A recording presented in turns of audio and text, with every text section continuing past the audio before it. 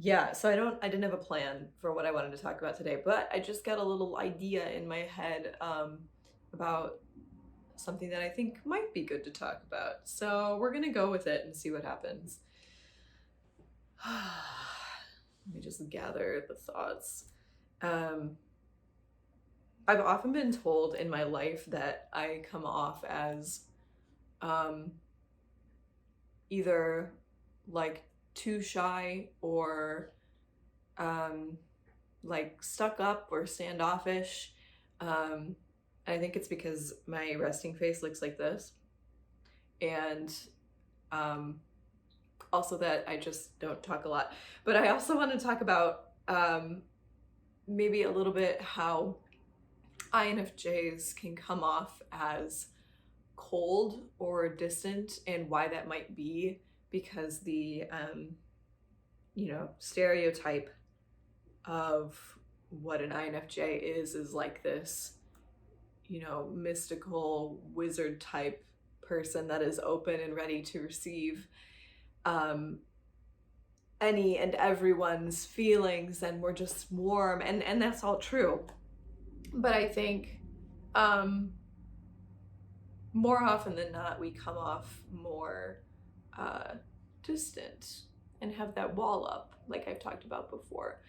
And I thought I would get into why it is, what is the reason for why we come off this way.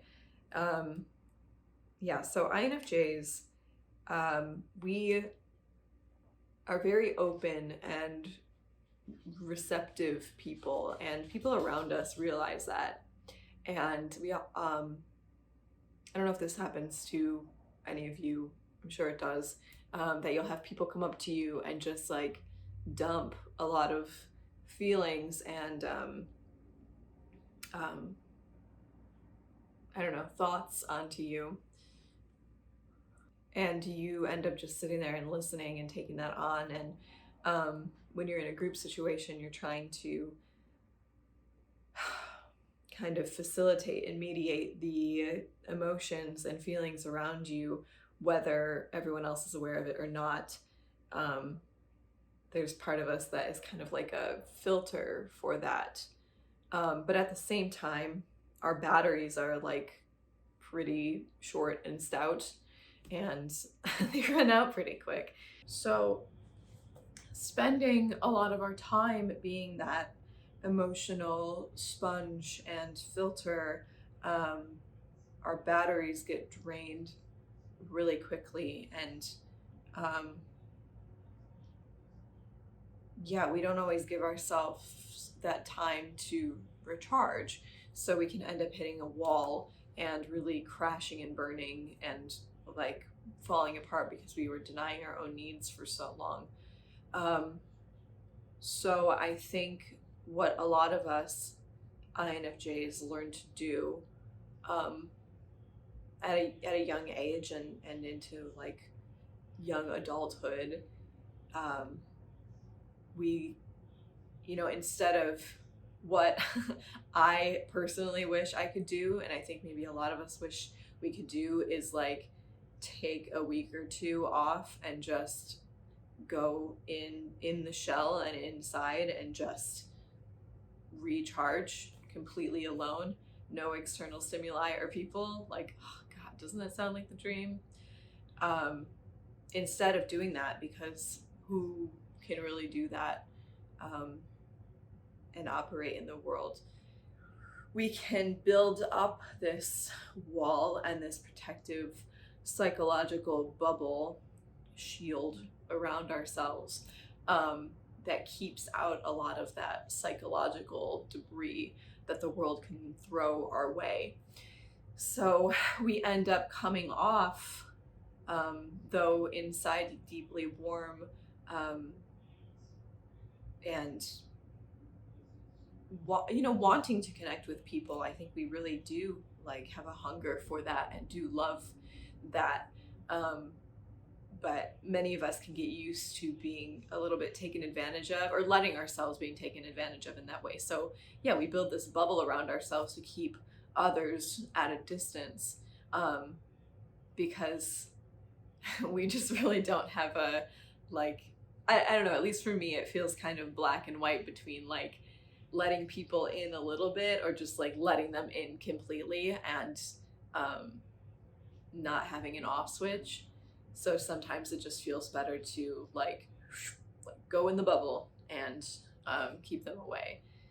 And that can cause the people around us to perceive us as really cold and standoffish and not as personable as we really are on the inside. So yeah, I don't really have any advice for that. I kind of just wanted to talk about why it might be that we can seem that way. So how do we get around that?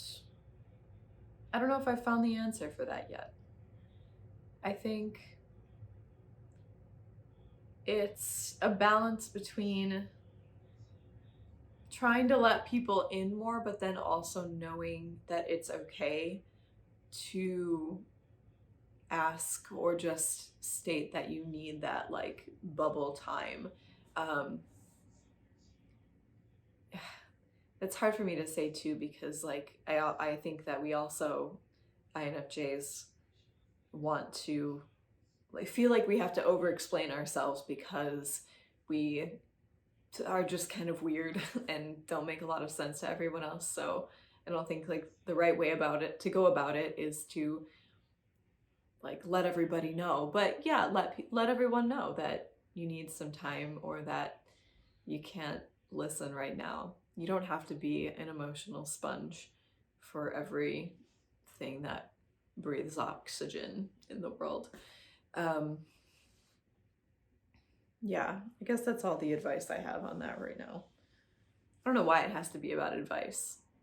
I just want to relate. Anyway, thanks for watching this video. I hope it was relatable in some way and made you feel less alone. If you want to keep hanging out on the floor and having deep talks with me and Stallone, please subscribe to my channel and leave me a comment. Let me know if you are also a cold-hearted INFJ and what you'd like to see me talk about next here on the floor. Okay, bye. And I'll see you next week.